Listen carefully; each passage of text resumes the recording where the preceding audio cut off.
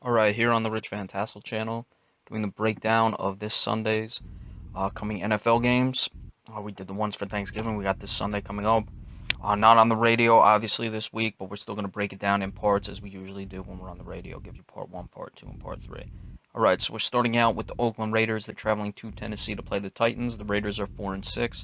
The Tennessee Titans are 2 and 8.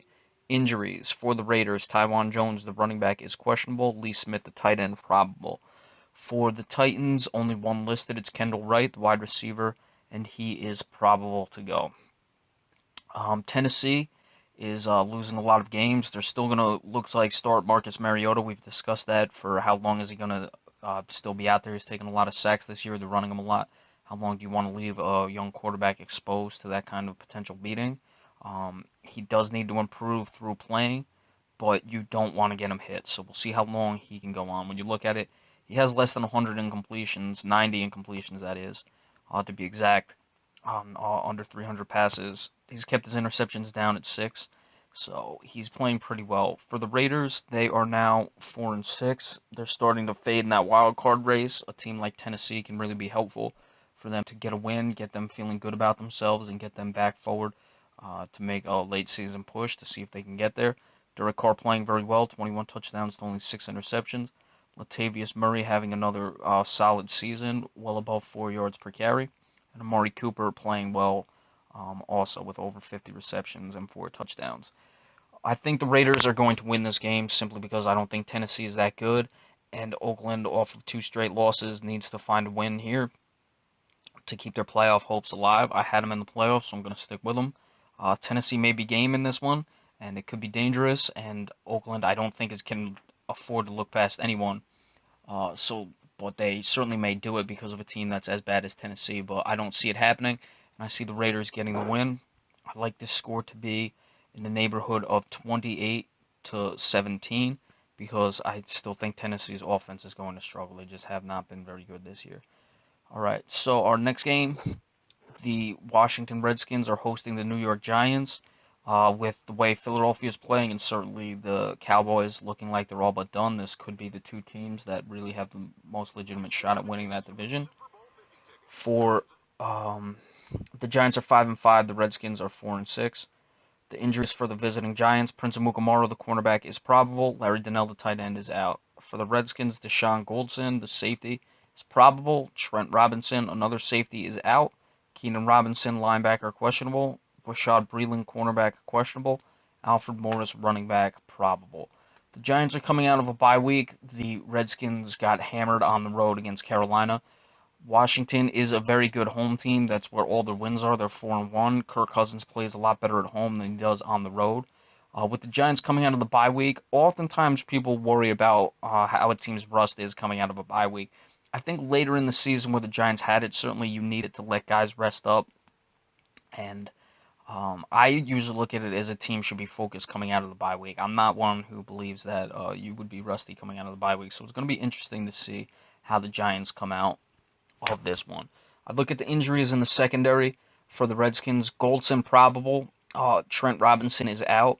Bashad Breeland questionable. So you got to wonder who's exactly will be going and who won't. Really comes down to Bashad Breeland and questionable will he or won't he, because Deshaun Goldson is almost certainly going to go. Bashad Breeland is probably the Redskins' best cornerback because of the injuries to D'Angelo Hall this year. So certainly look for Odell Beckham Jr. to have a big game. Very interesting one, tough to pick because of how we've discussed Washington all season long. The Jekyll and Hyde has really come down to home and road. They're at home this one, so I'm expecting a good game. We'll see what the Giants can do coming out of the bye week. I think the Giants are going to win this game, but again, very difficult one to pick. I like it to be relatively in the low scoring department, even with the injuries to um, the Washington secondary and what Odell Beckham Jr. can do. And it's a little odd because Kirk Cousins plays very well at home, but I see this being one of those games that's fairly sloppy with the Giants coming out of the bye week, and I don't expect a high scoring game. And I very well could be wrong, but I like the Giants 21-17 in this game. Next up, Miami travels to New York to play the Jets. Miami is 4 and 6. The Jets are 5 and 5. The Jets are 1 and 4 in their last 5 games. Miami now on a 2-game losing streak. The injury report for the Dolphins first: Jarvis Landry, the wide receiver, questionable. Rashad Jones, safety, probable. Jelani Jenkins, linebacker, questionable. For the Jets, Darrell Revis, their cornerback, is out. Brandon Marshall, wide receiver, probable. Sheldon Richardson, defensive tackle, probable. Two teams. You look at it. Jets are disappointing because they have been losing a few games. Like we said, 4 out of the last 5. Certainly, you said 5-5 at this point for the Jets. In the preseason, I'm sure a lot of people would have taken it, but off of 4-1, it's a bit disappointing. Miami's certainly disappointing this year, struggling very much. Ryan Tannehill not playing very well. Ryan Fitzpatrick for the Jets is starting to pick up the turnovers. That should not be unexpected. He has 11 interceptions and a few fumbles going on this season. Chris Ivory, who's been playing very well running the ball, barely over 6 yards per carry, or excuse me, barely over 4 yards per carry, that is. We'll see if he can continue to pound the ball because Miami is going to look to run with Lamar Miller. So they're going to look to control the clock. The Dolphins, that is. I would like to see the Jets control the clock as well and also keep the ball out of Ryan Fitzpatrick's hands. Miami, I believe, is going to win this game simply because they've been very inconsistent, and I think that this is one of the points where the inconsistency is going to trend to a win for them. Jets are not playing well. If they really want to salvage their season, the Jets would have to come up with a win. Dolphins certainly have to win this game to have any chance in the year. I just think the Jets are going in the wrong direction. Not that Miami's going in any right direction. But with that being said, I think they're just up for a win the way they've been trending this year. So I like the Dolphins. Low scoring game again. I'm going 23-20, possible overtime game, and a real killer for the Jets. All right, next up, a very interesting game. The Buffalo Bills at 5-5 are traveling to Kansas City to play the Chiefs at 5-5. Chiefs are on a 4-game winning streak and put themselves right back in the playoff contention. The Bills have been basically all over the place. The Tyrod Taylor injury has been playing into that. They come off a short week, which they played on Monday night against the Patriots in a tough loss there. The injuries first for the visiting Bills. Kyle Williams, the defensive tackle, is out. Tyrod Taylor, the quarterback, is probable. Marcel Darius, the defensive tackle, is probable. Marcus Easley, wide receiver, out. Bakari Rambo, safety, probable.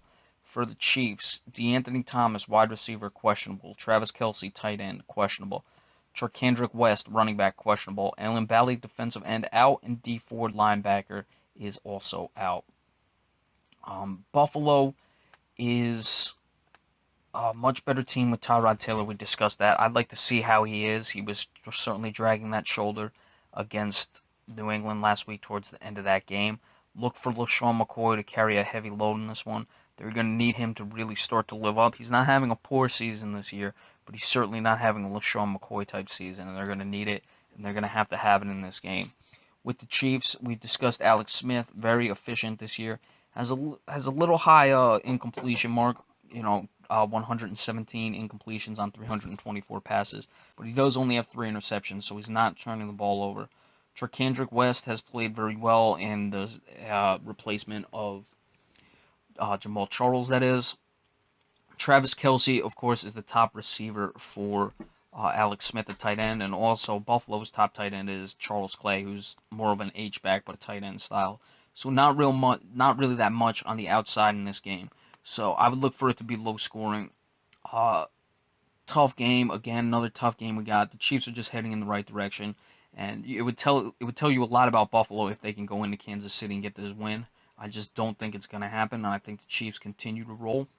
I'd like this game to be 24-17, and Tyrod Taylor struggles in this game because of the injury to his shoulder. All right, so we're going to stop there for the part 1 of the game picks. We're going to come back and give you the next chunk and then later part 3 of it.